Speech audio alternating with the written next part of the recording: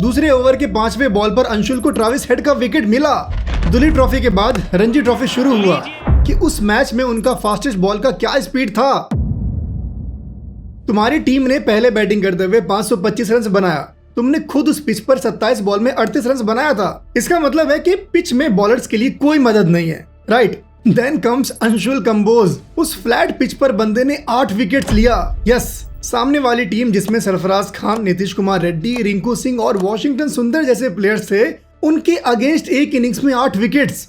ये तो दुलीप ट्रॉफी का मैच था। तुमने जो 10 विकेट वाला इनिंग्स का कहानी सुना है वो तो अभी हुआ भी नहीं था। 10 विकेट वाले मैच में अंशुल ने कितना तेज बॉल डाला था वो जानकर तो तुम चौंक ही जाओगे। तो एक लड़का जो हरियाणा के एक छोटे से गांव से आता है, जिसने सिर्फ अपना वेट लूज करने के लिए स्पोर्ट शुरू किया था। सुना सुना कहानी लगता है ना? नहीं, ऐसी ही कहानी नीरज चोपड़ा की भी है, आवर इंडियाज गोल्डन आर्म। तो कैसे अंशुल कंबोज आज इंडियन टेस्ट टीम तक पहुंचे? अंशुल कंबोज का जन्म 6 दिसंबर 2000 को हरियाणा के एक छोटे से गांव फाजिलपुर में हुआ था। पिता उधम सिंह एक किसान है और माँ पिंकी एक हाउसवाइफ है। जैसा एक छोटे गांव में होता है कि हर घर में पढ़ाई को ज्यादा इंपॉर्टेंस दिया जाता है क्योंकि पेरेंट्स चाहते हैं कि बच्चे अच्छा लाइफस्टाइल जिए, तो वैसा ही माहौल अंशुल के घर में भी था। घर के आसपास स्पोर्ट्स के नाम पर सभी बच्चे सिर्फ क्रिकेट ही खेला करते थे। तो जब अंशुल को पढ़ाई से फुर्सत मिलता था तब वो भी अपने दोस्तों के साथ क्रिकेट खेलते थे।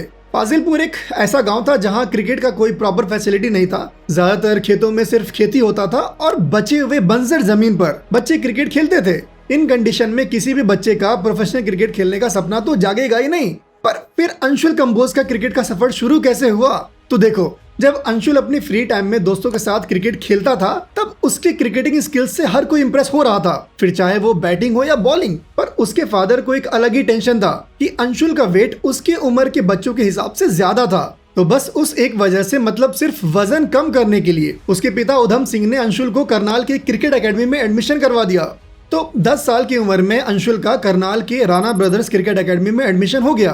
उधम जी ने वहां के कोच सतीश राणा को कहा कि अंशुल को एक बॉलर बनाइए ताकि वो खूब दौड़े और उसको एक एथलीट की तरह फिट कर दीजिए। अंशुल के लाइफ में क्रिकेट तो आ चुका था, पर वो जो आग होता है ना, हाँ, 10-11 साल के बच्चे में भी आग होता है। वैसा ही आग जो एक रॉकेट के पीछे होता है जिससे वो बहुत ऊपर जाता है। एक बर्निंग डिजायर जो तुम्हारे और मेरे अंदर भी होना चाहिए, तभी कुछ बड़ा होगा दोस्त। तो वो आग अब तक अंशुल के दिल में नहीं था, लेकिन भाई 2011 वर्ल्ड कप का वो जो विनिंग मोमेंट था उसने अंशुल के अंदर वो आग लगा दिया कि भाई अब तो मुझे भी इंडिया के लिए खेलना है और अपने देश के लिए वो वर्ल्ड कप ट्रॉफी उठाना है, 2027 वाला। उस वक्त अंशुल ग्लेन मैकग्रा के फैन थे।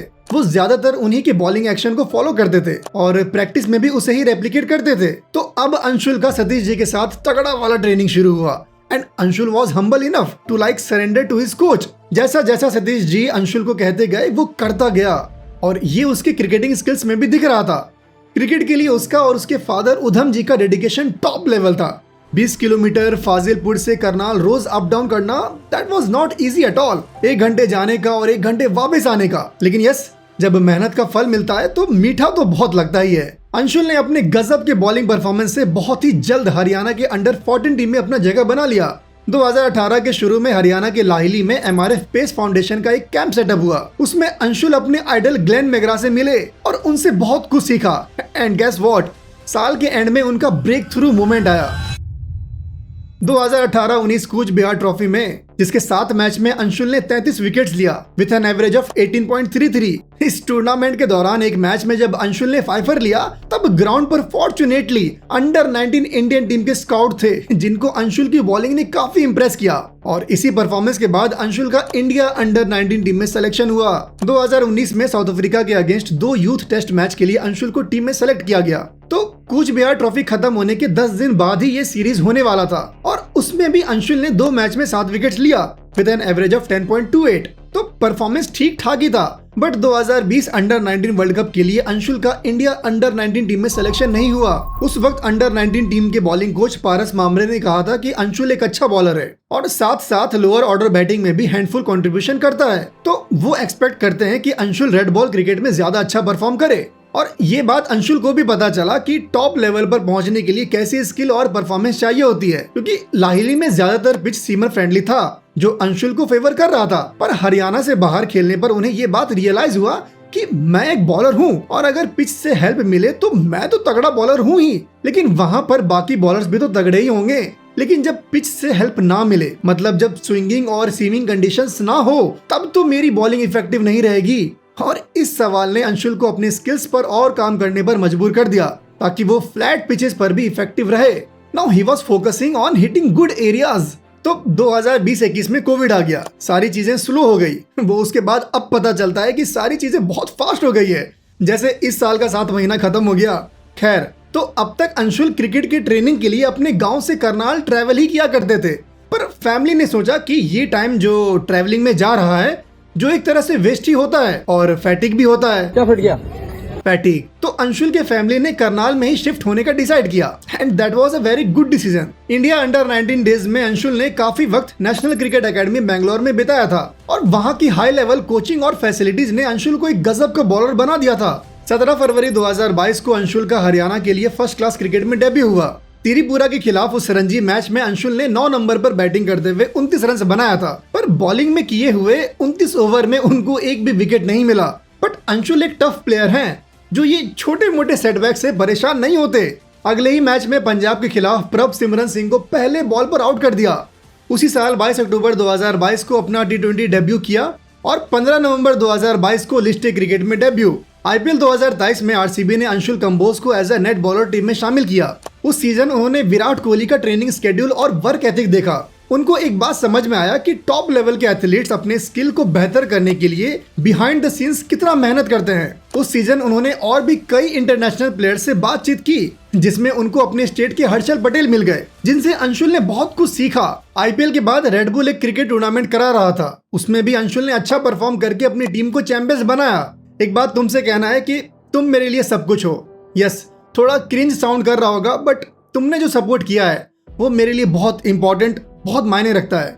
So thank you. 2023-24 का विजय हजारे ट्रॉफी अंशुल के लिए एक और ब्रेक थ्रू मोमेंट था, क्योंकि इस बार कुछ स्पेशल हुआ। टूर्नामेंट के 10 मैच में उन्होंने 17 विकेट्स लिया विद एन एवरेज ऑफ 16, जिसमें उनका बेस्ट फिगर्स था 4 for 30। पर इसी परफॉर्मेंस के हेल्प से अंशुल ने अपने स्टेट हरियाणा को पहली बार चैंपियंस बनाया। सो डोमेस्टिक क्रिकेट में इसी तरह के तगड़े परफॉर्मेंस और ability to control the game उसने अंशुल को इंडियन क्रिकेट टीम का एक स्ट्रॉन्ग प्रोस्पेक्ट बना दिया।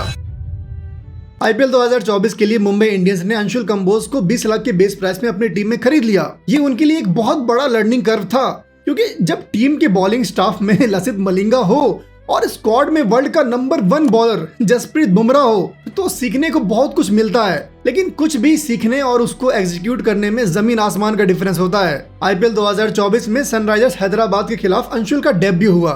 6 मई 2024 को लसित मलिंगा से अंशुल कंबोज को आईपीएल कैप मिला। ये तुमको याद ही होगा कि आईपीएल 2024 में एसआरएच क्या फार टीम थी। सारे बैट्समैन दानव थे, खासकर टीम के ओपनर्स अभिषेक शर्मा और ट्राविस हेड। पहले ओवर में अंशुल को 13 रन पड़ा। दूसरे ओवर के 5वें बॉल पर अंशुल को ट्राविस हेड का विकेट मिला, वो भी clean bowled, but that was a no ball. इतने बड़े स्टेज पर पहला विकेट मिला, खुशी यहाँ थी, पर रियलिटी उससे भी ज्यादा मुश्किल। 2 ओवर के बाद अंशुल का बॉलिंग फिगर्स था 32 रन बिना किसी विकेट के। इससे बुरा क्या होगा, राइट? लेकिन अगले ओवर में ट्राविस हेड का विकेट मिल जाता, पर थुशारा ने कैच ड्रॉप कर दिया। लेकिन जिंदगी तुम्हें कितना भी पंच क्यों ना मारे, तुम तभी हारोगे जब तुम गिव अप कर दोगे। ओवर के 4थे बॉल पर मयंक अग्रवाल को clean bowled. This is life. तुम टिके रहो, मुश्किल वक्त में पैनिक मत करो, अपने स्किल्स को बैक करो और तुम्हें रिजल्ट्स जरूर मिलेगा। अंशुल ने कहा कि वो 2 आईपीएल मैच ने मुझे सिखाया कि what it takes to play at this level. And Duleep trophy में जो उनका परफॉर्मेंस था, 5 इनिंग्स में 16 wickets with an average of 17.12 और उस सीजन के हाईएस्ट विकेट टेकर बने, जिसके एक इनिंग्स में उन्होंने 8 विकेट्स लिया था। दुलीप ट्रॉफी के बाद रणजी ट्रॉफी शुरू हुआ। 13 नवंबर 2024 को केरला के खिलाफ रणजी मैच के पहले दिन अंशुल कंबोज ने 8 विकेट्स लिया। उनके पास पूरे इनिंग्स में 10 विकेट लेने का एक अच्छा मौका था और डे 2 पर अंशुल कंबोज ने इतिहास लिख दिया।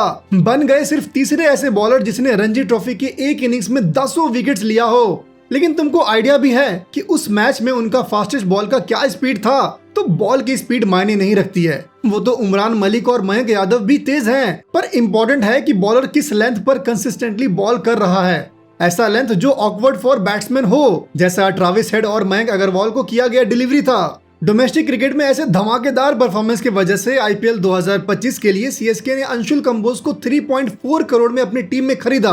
एक बात नोट किए दोस्त कि अंशुल कंबोज ने आरसीबी, एमआई और सीएसके तीनों टॉप आईपीएल टीम्स के साथ ट्रेनिंग किया है, तो भाई बंदे का परफॉर्मेंस तो आएगा ही। अंशुल का स्पीड 140 के अराउंड रहता है, पर सीएसके के कोच स्टीफन फ्लेमिंग ने यह बात बोला है कि अंशुल का बिगेस्ट स्ट्रेंथ उनका लेंथ है। और इसी का झलक हम लोगों को India A tour of England में भी देखने को मिला, जहां अंशुल ने 2 टेस्ट मैच में 5 विकेट्स लिया और सेकंड मैच में क्रूशियल 51 रन नॉट आउट बनाया। तो इंग्लैंड अलायंस के खिलाफ उनके परफॉर्मेंस ने सभी को इंप्रेस किया था और लग रहा था कि उनको as a backup main squad में इंक्लूड किया जाएगा। बट जब फर्स्ट टेस्ट मैच से पहले ये न्यूज आया कि हर्षित राणा को किसी एक बॉलर के बैकअप में मेन स्क्वाड में रखा गया है, तो तुम्हारे तरह मेरे मन में भी ये सवाल था कि अंशुल कंबोज क्यों नहीं। खैर, कहते हैं ना, इंतजार का फल मीठा होता है, तो वही हुआ। फोर्थ टेस्ट मैच से पहले जब अर्शदीप सिंह इंजर्ड हुए तो उनके जगह पर टीम में अंशुल कंबोज को इंक्लूड किया गया और उनका डेब्यू भी हुआ। तो ऐसी ही सिमिलर कहानी आकाशदीप की भी है। उसको जानने के लिए यहाँ क्लिक करिए। और अगर ये जानना है कि ये जो ग्रे पेंट करने में मेरे से क्या गलती हुआ, तो यहाँ क्लिक करिए।